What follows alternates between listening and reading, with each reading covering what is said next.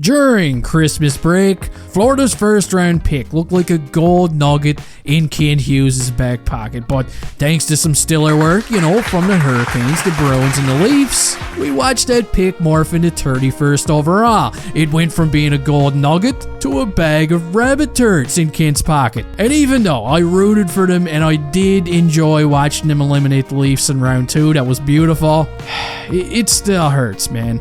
It hurts pretty bad. I also kind of blame the Pittsburgh Penguins at the end of the season. I mean, if they could have won a couple of more games, we wouldn't even be having this conversation now, would we? But anyway, here we are. We're just over a week away from the big day, and I've got a couple of questions for you guys. Number 1, do you believe the Canadiens are going to keep their late first round pick? If so, which player would you like to see them grab?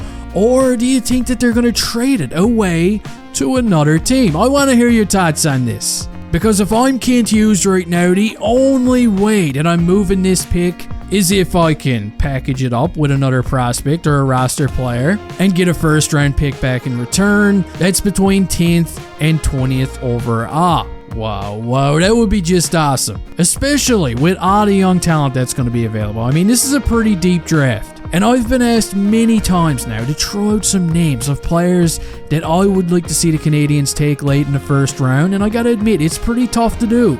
Because one thing you're gonna notice is somewhere around picks number 8 to 10, everybody's draft rankings are tossed into a blender. Their names are all over the place. But one guy that I've had my eye on, like a bologna sandwich, man, I've been watching him like crazy, is Quentin Musty. I know I spoke about him recently in a Habs news update, but this guy would look like a beast in a Habs jersey if, of course, he slips all the way down to 31st overall. I kinda doubt he does. But he was insane for Sudbury this season. He's only 17 years old. The guy put up 78 points in just 53 games, which is pretty good numbers. Especially when you compare it to the numbers of Philip Majer, who just turned 19 in January. I mean, it's a bit of an eye-opener. Musty's also 6'2", he's got the size advantage, and if he does, for whatever reason, slip pretty far in the draft, then man, they gotta take him. He'd be a beauty. Now, speaking of beauties, I honestly don't know how he pronounces his first name, Daniel or Daniel, but anyway,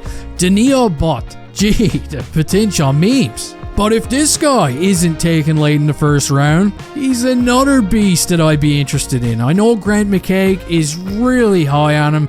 I think he's got him going 10th overall in his rankings. But he's got hands. For somebody that's 6'5", my God, what are they feeding him? This guy must be one of the nuclear weapons Putin's been bragging about. Look how young he looks. You'd never guess he was 6'5" looking at this picture. Who's responsible for this? Rick Moranis? Just a monster of a child. Imagine if the Habs picked Michkov at 5th and Butt at 31st. Yeah, I know, it's not happening, but let me have a minute here. Gee. But even aside from these guys, there's still some really good options, okay? Kalen Ritchie is a guy that was originally ranked pretty high. He kind of fell off the charts over the course of the season. Nate Danielson would be a good pick if he was available. Mikhail Gulyayev is more than just a tongue twister. If any of these guys are available late in the first round, I'd be completely fine with the Canadiens snagging one of them. And who knows, maybe Hughes and his team targets a goaltender instead. Ooh, how do you like that idea? Maybe they take one early in the second round. I'd be okay with that. So you can go ahead and let me know what you want to see happen with the Canadiens' 31st overall pick right now. What's on your wish list right now? Let me know all about it. Don't forget to cross-check the like button from behind before you leave here. And hey, I'll see you next time.